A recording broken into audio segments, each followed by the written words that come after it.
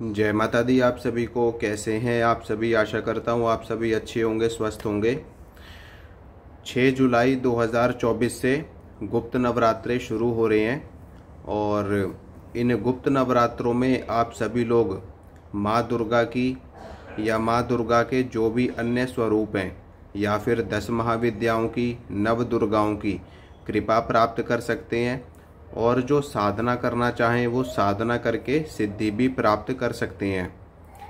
गुप्त नवरात्रि का जो विशेष महत्व होता है वो ये होता है कि इन नवरात्रों में माँ दुर्गा के जो तांत्रिक स्वरूप हैं, जो 10 महाविद्याएं हैं, उनकी साधना आराधना सबसे ज़्यादा की जाती है। लेकिन इसका मतलब ये नहीं है कि आप माँ दुर्गा की या उनके सात्विक रूपों की पूजा नहीं कर सकते। आप सात्विक रूपों की भी पूजा कर सकते हैं, तामसिक रूपों की भी पूजा कर सकते हैं, नव दुर्गाओं की भी पूजा कर सकते हैं, 10 महाविद्याओं की भी पूजा कर सकते हैं। श्रीमद् देवी भागवत पुराण में भी यही बताया गया है कि देवी की उपासना के लिए 4 नवरात्रे सबसे ज़्यादा श्रेष्ठ माने जाते हैं, 2 गुप्त और 2 प्रकट। ऐसा श्रीमद् देवी भागवत महापुराण में ऐसा कहीं भी नहीं लिखा है कि गुप्त नवरात्रों में आप केवल 10 महाविद्याओं की साधना करेंगे या फिर प्रकट नवरात्रों में आप केवल वैष्णव रूपों की पूजा करेंगे।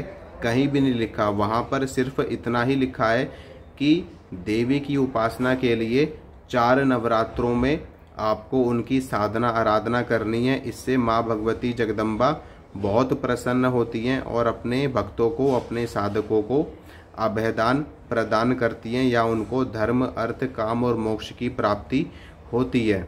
तो इस तरीके से आप गुप्त नवरात्रों में साधना करने वाले लोग साधना करेंगे, पूजा पाठ करने वाले लोग पूजा पाठ करेंगे। बस गुप्त नवरात्रों में कुछ चीज़ों का ध्यान आपको रखना होता है। उसका वो चीज़ होती है कि इसमें आपको गुप्त रूप से साधनाएं करनी होती हैं, अनुष्ठान व्रत करने होते हैं। किसी को भी इसके बारे में आपको नहीं बताना है। जितना ज़्यादा से ज़्यादा हो सके आपको गुप्त तरीके से माता की साधना आराधना करनी होती है।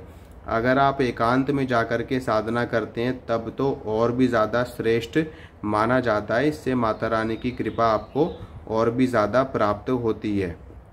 ठीक है। अब इसके अलावा इसमें कलश की स्थापना होती है गुप्त नवरात्रों में, लेकिन इसमें जौ नहीं बोए जाते। ना ही इन गुप्त नवरात्रों में कंजका भोजन कराया जाता है ना। कन्या भोज भी इसमें नहीं कराया जाता। इसमें खेती भी नहीं बोई जाती और इसमें साधना भी गुप्त रूप से करी जाती है। तो इन चीज़ों का भी ध्यान आपको रखना है। आप वैसे कन्या भोजन करवाना चाहें तो करवा सकते हैं, लेकिन अगर आप साधना कर रहे हैं और आप अष्टमी को या नवमी को कन्या भोजन करवा रहे हैं तो ऐसा आपको नहीं करना है। इससे आपकी जो साधना की गोपनीयता है वो भंग हो जाएगी और आपकी साधना सिद्ध नहीं होगी। ठीक है। तो इसमें सिर्फ और सिर्फ आपको साधना करनी है और आपको किसी से कोई भी मतलब नहीं रखना, ना अपने परिवार से, ना बाहरी लोगों से। बस आपको अपनी साधना में लीन रहना है और ताकि आपको जिस भी मनोकामना के लिए आप साधना कर रहे हैं आपकी वो मनोकामना पूरी हो सके। सबसे ज़्यादा महत्वपूर्ण मंत्र जो देवी की उपासना के लिए माना जाता है वो है नवारण मंत्र। तो नवारण मंत्र की सिद्धि अगर आप लोग करना चाहते हैं तो गुप्त नवरात्रों में 9 दिन के भीतर भीतर आपको इस मंत्र का 1.25 लाख बार जाप करना है और हवन करना है और अपना अनुष्ठान पूरा करना है। तो आपको इस मंत्र की सिद्धि प्राप्त हो जाती है। इसके अलावा आप माता महाकाली के ओम क्रीम कालिकाय नमः इस मंत्र का भी आप अनुष्ठान करके माता महाकाली की सिद्धि प्राप्त कर सकते हैं। माता महाकाली के जो अन्य रूप हैं, 10 महाविद्या रूप हैं जो, और वैष्णव रूप हैं, उनमें से किसी भी रूप की साधना आराधना आप करके माता की कृपा और सिद्धि प्राप्त कर सकते हैं। तो मैं आपको अनुष्ठान की विधि और नियम बता देता हूँ कि कैसे आपको अनुष्ठान करना है, कैसे आपको मंत्र को सिद्ध करना है।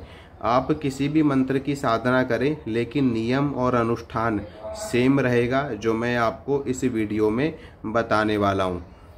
तो 6 जुलाई को पहला नवरात्र यानी कि प्रथम नवरात्र है।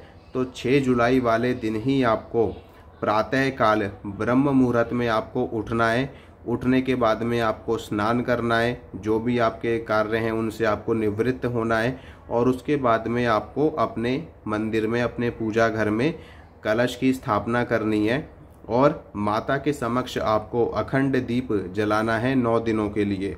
अगर आप अखंड दीप नहीं जला सकते तो कोई बात नहीं, आप सामान्य दीप सुबह शाम का भी दीपक आप माता के सामने जला सकते हैं। ठीक है, दीपक जलाना है आपको माता के सामने, धूप बत्ती, जल का पात्र, माता के लिए भोग आपको रखना है और पंचोपचार से दशोपचार से माता की पूजा आराधना आपको करनी है। और उसके बाद में आप दुर्गा सप्तशती का पाठ कर सकते हैं, या फिर आप जिस मंत्र की साधना करना चाहते हैं उसके लिए आपको संकल्प करना है। संकल्प करने से पहले आपको भगवान गणेश की, भगवान शंकर की और हनुमान जी की और भैरव जी की पूजा करना भी अनिवार्य है। इसके बाद में आप मंत्र साधना कर सकते हैं या दुर्गा सप्तशती का पाठ कर सकते हैं। इसके बाद में आपको माता की आरती कर लेनी है। सुबह भी आपका यही नियम रहेगा, शाम को भी आपका यही नियम रहेगा। और अगर आप मंत्र साधना कर रहे हैं तो सबसे श्रेष्ठ यही रहेगा कि आप रात्रि काल में साधना करें मंत्र की सिद्धि के लिए, क्योंकि नवरात्रि का पर्व ही माना जाता है कि नवरात्रि है ना। और नवरात्रि का मतलब होता है कि आपको जो भी अपनी साधना करनी है, जो भी आपको अपनी सिद्धि करनी है, जो भी आपको माता का पूजन करना है वो रात्रि काल में करना है ना। रात्रि काल में जो किया गया पूजन होता है, जो की गई साधना होती है, वो 100 गुना ज़्यादा प्रभावशाली हो जाती है। अगर आप दिन में साधना कर रहे हैं, दिन में करने के बजाय आप रात्रि काल में करिए तो उसका प्रभाव और भी ज़्यादा बढ़ जाता है। वैसे दिन में भी आप कर सकते हैं, पर रात को करना अति उत्तम माना जाता है। और रात को अगर आप मंत्र जाप करेंगे तो आपको माता की शक्ति का अनुभव भी होगा आपको। ठीक है, ये मैं आपको अपने अनुभव से बता रहा हूँ, माता की शक्ति का अनुभव भी होगा आपको अगर आप रात्रि काल में माता की साधना करते हैं, जाप करते हैं। ठीक है, और हवन भी अगर आप रात को करते हैं तो हो सकता है माँ भगवती की आपके ऊपर असीम कृपा हो जाए और माता रानी का दर्शन आपको हवन में ही हो जाए। ठीक है, तो इतना ज़्यादा विधान, इतना ज़्यादा विशेष महत्व नवरात्रि को दिया जाता है। तो इसी तरीके से आपको डेली पूजा करनी है और अपना अनुष्ठान, अपनी मंत्र की संख्या, अपना जाप आपको पूरा करना है, पाठ आपको पूरा करना है। इसमें आप जिस भी मनोकामना के साथ में आप मंत्र जाप करेंगे, आपकी वो मनोकामना माता रानी की कृपा से जरूर पूरी होगी।